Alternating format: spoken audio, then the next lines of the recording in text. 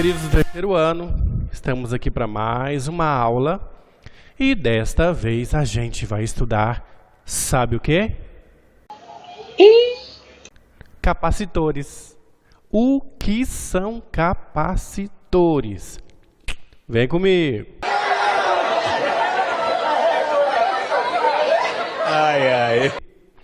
Olha lá, capacitores são aparelhos elétricos, objetos, instrumentos capazes de armazenar carga e energia elétrica. Ah, agora eu entendi! Então, os capacitores são os responsáveis no circuito elétrico para armazenar tanto carga elétrica como energia elétrica. Quais são as finalidades dos capacitores? Sintonizar frequências em receptores, fazer a filtragem dessas frequências, acumular carga elétrica para flashes eletrônicos, participar ativamente nos circuitos RLC, que são aqueles que geram ondas eletromagnéticas, e isso será estudado depois. Qual é o símbolo dos capacitores? Normalmente, nós representamos os capacitores como duas barrinhas paralelas. Não confunda com a bateria. Você deve estar se lembrando. Nossa, é parecido com bateria. Parecido. Veja, tá vendo? Veja, tá vendo, é ótimo. É verdade. Aqui eu tenho a representação de um gerador ou de uma bateria inserida no circuito. Já o capacitor, não. O capacitor são duas barras paralelas e do mesmo tamanho. Isso aqui, na verdade, é um símbolo que lembra o capacitor de placas paralelas. Uai, professor, tem de vários tipos? Tem. Tem capacitor plano de placas paralelas, tem capacitor esférico, tem capacitor cilíndrico, tem capacitor com capacitância variável. Então é necessário tomar cuidado. Mas todos eles são representados por essas duas barrinhas paralelas. Estou vendo aí que tem um mais que, um menos que. O que é isso, professor? Quando você insere um capacitor em um circuito, ele começa a carregar, de forma que uma das placas fica com carga elétrica positiva e a outra placa fica com carga elétrica negativa. Mas as cargas têm o mesmo módulo. Professor, o senhor falou que a gente insere o capacitor, ele começa a ser carregado. Não é... Gente, a carga de um capacitor é muito rápida, mas ela não é instantânea. Não é... Então, ela sofre um processo de carga que aqui nós representamos pelos gráficos. Da carga em função do tempo e da corrente em função do tempo.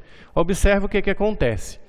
Assim que a gente insere um capacitor descarregado, ele está aqui com carga elétrica zero. Pincelzinho. Ele está aqui com carga elétrica zero. Aí ele vai carregando. Nossa, professor, parece uma função exponencial. Que esperto você, hein? Você é o bichão mesmo, hein, doido? Aqui, chegando ao máximo da carga, ele não carrega mais. Ao mesmo tempo, a corrente elétrica no começo, assim que o capacitor é inserido no circuito, ela tem um valor máximo. E esse valor da corrente vai diminuindo até zerar. Ou seja, não passará mais corrente elétrica no circuito, assim que o capacitor estiver com sua carga máxima. Ok? Então, carga zero, corrente máxima. Carga máxima, corrente zero. Belezinha até aí? Certinho? De boa, professor. Muito bom, meus queridos. Nós vamos estudar agora a associação de capacitores. A associação em série e a associação em paralelo. Assim como nos resistores, professor, Assim como nos resistores. Então aqui nós temos uma associação de capacitores em série, o capacitor C1, o capacitor C2, submetidos às tensões U1 e U2 e com suas respectivas cargas elétricas, que como estão associados em série, são percorridos pela mesma corrente, têm a mesma carga elétrica. Aqui a tensão a qual estão submetidos, que é igual à soma da tensão 1 com a tensão 2. Mas nós sabemos que carga elétrica, capacitância e DDP estão relacionados pela equação Q igual a C vezes U. Sendo assim, quem é U? Q sobre C. Aí no lugar do U eu ponho quem? Q sobre C. No lugar do U1 eu ponho Q sobre C1. E no lugar do U2 eu coloco Q sobre C2.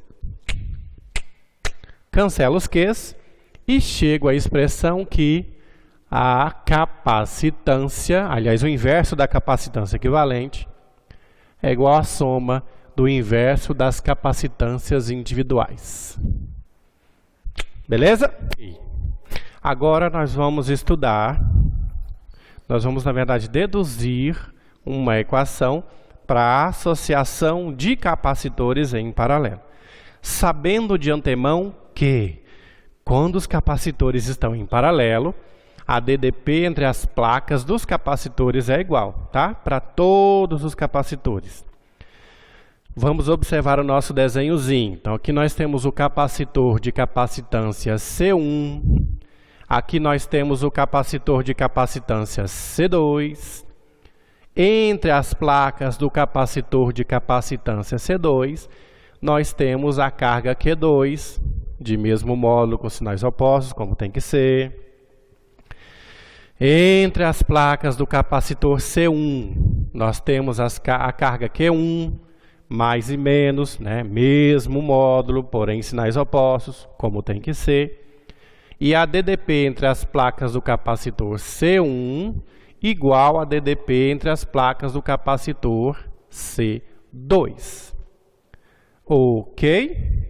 Com isso, nós podemos escrever uma expressão para a carga elétrica total do circuito, que é Q igual a Q1 mais Q2, onde Q é a carga total, né, somando todas as cargas individuais dos capacitores, e Q1 e Q2 são as cargas individuais. Vamos fazer a mesma coisa, vamos relacionar com a equação que relaciona carga elétrica, capacitância e DDP. Então, nós sabemos que Q igual a capacitância vezes a DDP. Aqui eu não preciso transformar ela, porque ela já está bonitinha.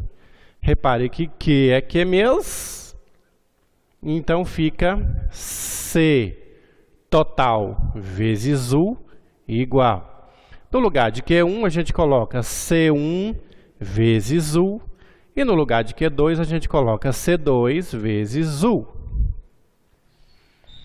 Ah, professor, vai cancelar o U, né? Espertinho.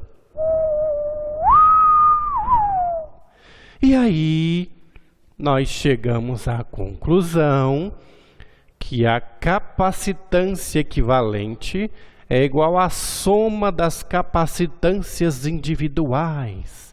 Uau! Professor, se fossem 3 capacitores, C1 mais C2 mais C3. Professor, se fosse C1 mais C2 mais C3 mais C4. Ele já falou a resposta. Ele é doido, ele. Professor, se fosse 1000 capacitores, C1 mais C2 mais C3 mais C4 mais C1000. Ah, agora eu entendi! Agora eu saquei! Que bom que você entendeu, que bom que você sacou. Parabéns! Até a próxima, pessoal. Tchau!